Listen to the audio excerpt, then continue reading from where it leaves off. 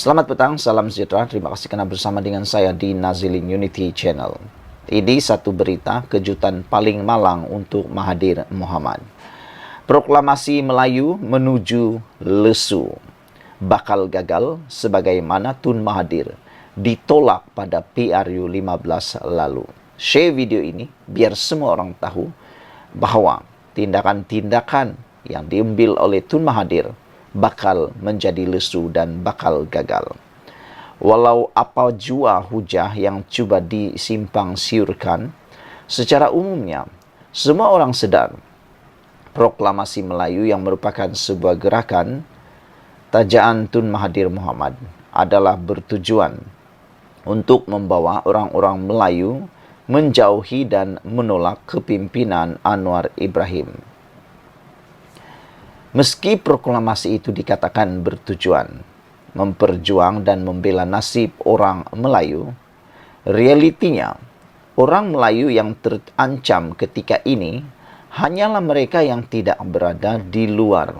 Hanyalah mereka yang tidak berada di luar kerajaan lantaran tiada lagi kuasa dan ditolak pengundi sehingga hilang deposit pada PRU lalu. Ingin saya ulang sekali lagi kenyataan ini. Meskipun proklamasi itu dikatakan bertujuan memperjuang dan membela nasib orang Melayu, realitinya orang Melayu yang terancam ketika ini hanyalah mereka yang berada di luar kerajaan lantaran tiada lagi kuasa dan ditolak pengundi sehingga hilang deposit pada PRU lalu. Selebihnya, orang Melayu yang masih aman dan baik-baik saja kerana kerajaan dan kepimpinan kerajaan sekarang masih dipegang secara majoriti oleh pemimpin Melayu. Lebih daripada itu, sejak Anwar memegang jawatan Perdana Menteri, tiada elemen atau tindakan yang menggugat kedudukan orang Melayu pernah dilakukan. Jadi, nak perjuangkan nasib Melayu apa lagi? Apa lagi yang mau diperjuangkan? Menoleh ke belakang pula, Tun Mahathir yang kini memperjuangkan Melayu kononnya, kalau mahu dikira adalah pemimpin yang paling tidak layak bercakap untuk memperjuangkan nasib Melayu.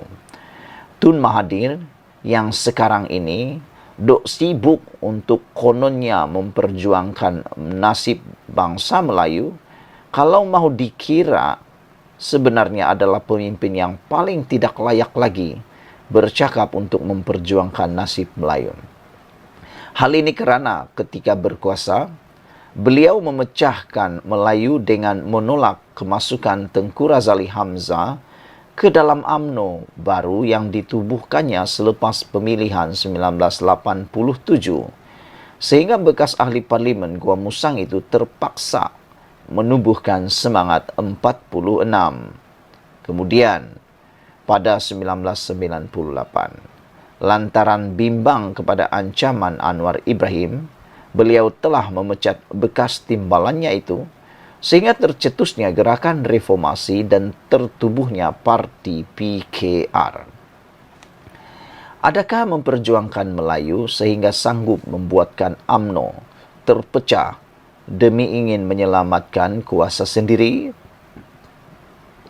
Orang Melayu pasti tidak berpecah dan kekal terangkum jika semangat 46 dan PKR tidak ditubuhkan, atau jika selepas bersara, Tun Mahathir Mohamad tidak lagi mencampuri urusan politik negara. Seterusnya, dalam usaha untuk kembali berkuasa pada tahun 2018, bagi tujuan untuk menumbangkan Najib Razak, Tun Mahathir telah memilih DAP untuk mencapai cita-citanya itu, selain kembali berbaik semula dengan Anwar. Kemenangan beliau pada 2018 bukan saja disebabkan oleh sokongan bukan Melayu. Malah, selepas itu dilantiknya pula Lim Guan Eng sebagai Menteri Keuangan. Lagi pula, kalau mahu menolong dan membela nasib Melayu, Tun Mahathir Mohamad telah diberikan peluang selama 22 tahun campur 22 bulan untuk berbuat demikian.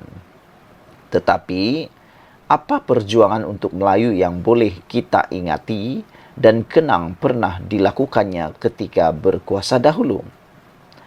Sebab itu kata Anwar, sudah hilang kuasa baru bicara soal Melayu.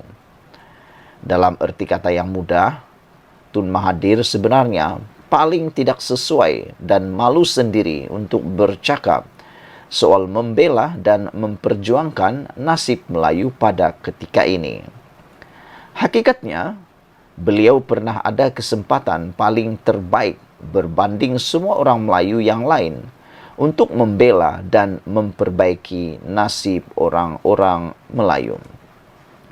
Dalam usianya di hujung senja ketika ini, Tun Mahathir tidak lain hanya mahu mencipta satu lagi rekod, yaitu menjatuhkan seorang lagi Perdana Menteri melalui gerakan yang proklamasi Melayu yang digerakkannya itu.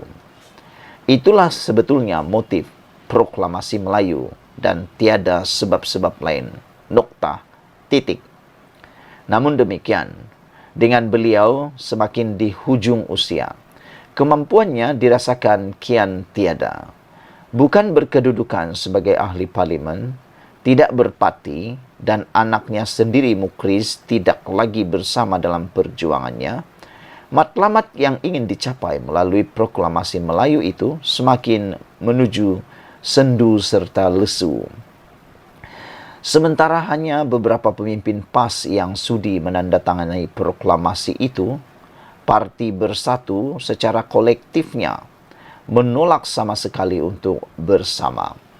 Timbalan Presiden Bersatu Ahmad Faizal Azumu atau PEJA bersama dua pemimpin Bersatu yang lain sekadar menandatangani proklamasi Melayu itu atas kapasiti pribadi dan tanpa restu Mahyadin Mat Yassin.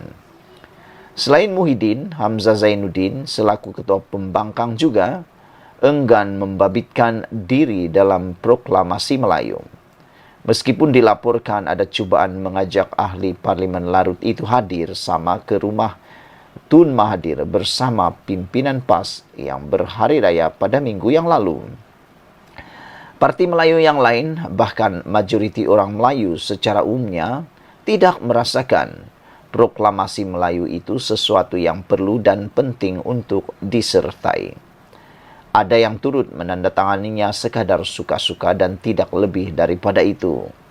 Sebagaimana pejuang telah gagal dan hilang deposit pada PRU 15 lalu, proklamasi Melayu juga semakin hampir menuju destinasi yang sama dan Anwar tidak perlu cemas mendapatinya.